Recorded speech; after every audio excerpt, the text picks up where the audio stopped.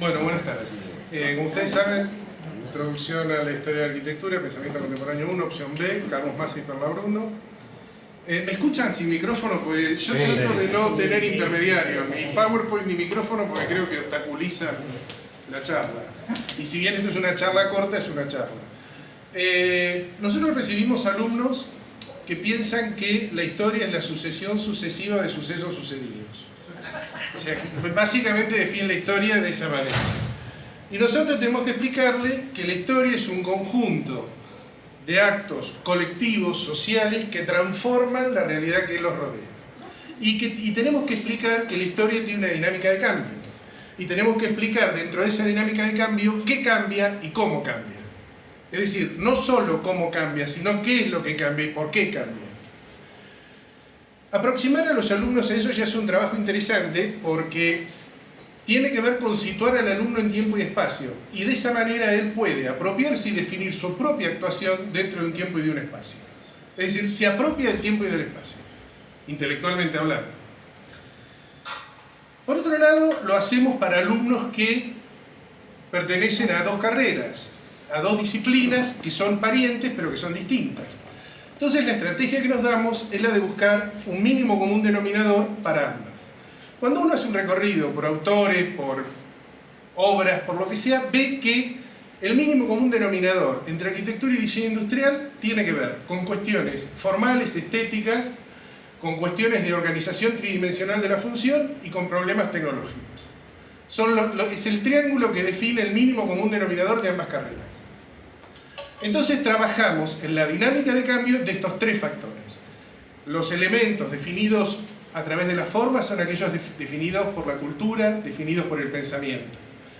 La organización tridimensional de la función tiene que ver más con demandas específicamente sociales y con procesos de desarrollo de edificios o de productos nuevos o de cambio de los existentes. Y lo tecnológico tiene que ver con la economía y la producción, y es lo que define la posibilidad de materializar, de transformar la materia y materializar aquello que se piensa. Y entendemos a la forma como la síntesis de la organización tridimensional de la función y de los procesos técnicos. Entonces lo que enseñamos es la historia de estas tres cosas y cómo cambian en el tiempo. Ver cómo cambian los valores, cómo cambian las percepciones, cómo cambian las ideas, cómo se producen los avances tecnológicos, cómo se incorporan, por qué se incorporan. Algunos son exigidos por emergencias, por ejemplo, pestes, otros se desarrollan por una necesidad de abaratar costos, otros surgen como una cuestión de mercado.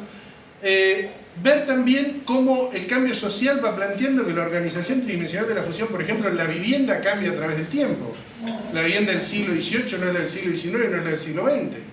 Y si es la vivienda, digo, es un espacio arquitectónico que existe hace mucho tiempo, lo mismo que la silla en el diseño industrial. La silla en el diseño industrial tiene 6.000 años y seguimos pensando cómo se hace una silla. Y ha sido el tema y la gran preocupación de los diseñadores durante la mayor parte del siglo XX. Y un diseñador que se precie de tal que no haya probado al menos una vez hacer una silla, casi diría que está fuera de tema. Entonces, ver que el hecho de que una cosa exista desde hace mucho, lo que hace es fortalecer esta idea de que la dinámica de cambio existe, y hay que entenderla. O al menos tratar de tener algunas hipótesis. ¿Por qué? Porque, repito, esto le permite al alumno decir, yo en este devenir me ubico acá y pienso desde acá. Decía Carl Jorge, un historiador, hay que pensar con la historia. No hay que meterse en la historia o creer que la historia define, hay que pensar con la historia. La historia es una compañera para pensar.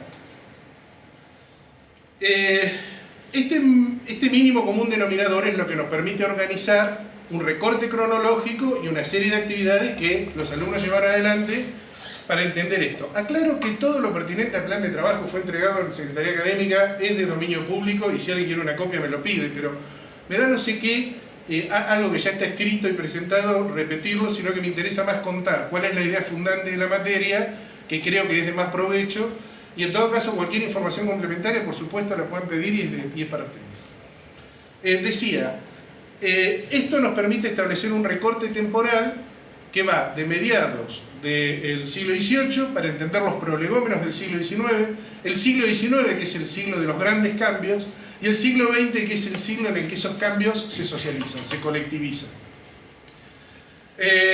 Esto nos permite entender lo moderno. En realidad, el mundo moderno, y esto lo dice Collins y muchos autores más, empieza en 1750.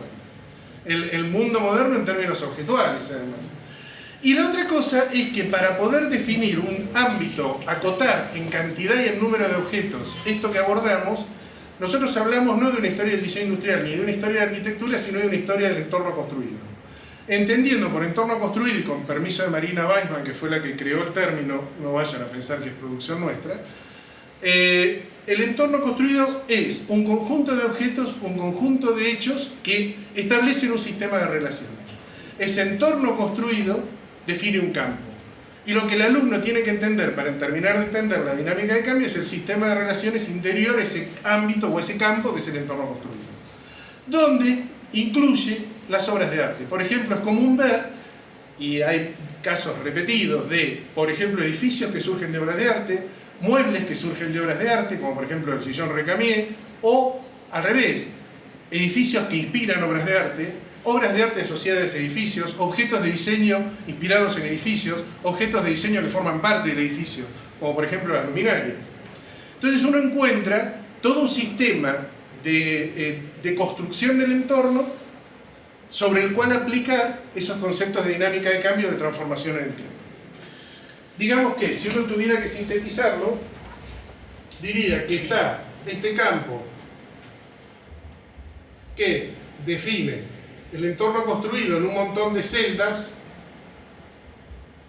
Estas celdas contienen algo que hay que relacionar en todas las direcciones, y este entorno construido es estudiado de mediados del siglo XVIII a mediados del siglo XX. Entender este proceso de modernidad en un sistema de relaciones cambiante, en una dinámica de cambio que explica qué cambia, cómo cambia y por qué cambia. Eso es lo que tratamos de hacer en nuestra materia. Y al entenderlo como un todo, ese entorno construido, no existe diseño industrial o arquitectura en sí mismos. Existen fenómenos que construyen el entorno y que se relacionan. Por eso, cuando necesitamos explicar algo, hay veces que la escala del diseño resulta más idónea que la escala de la arquitectura, y hay veces que la escala de la arquitectura es más idónea para explicar otros fenómenos. Los fenómenos de corta duración son más claros en el diseño, los fenómenos de larga duración son más claros en la arquitectura, y la relación con el arte de todo esto. Es decir, el ser humano, esto lo decía Kubler, el ser humano no hace objetos ni absolutamente estéticos ni absolutamente útiles. Siempre que yo tomo la decisión de elegir entre dos objetos que responden igual a una misma función, estoy ejerciendo un juicio estético, estoy ejerciendo un juicio de valoración. Si yo tengo dos objetos que igualmente cumplen una función y que son igualmente fáciles de construir y elijo entre ambos, elijo el que me gusta. Siempre hay una elección estética. Entonces no hay objetos ni 100% útiles ni 100% estéticos. La pregunta es, ¿cómo se relacionan en este triángulo estas proporciones y cómo cambian en el tiempo? Bien, les prometí que iba a ser breve, así que...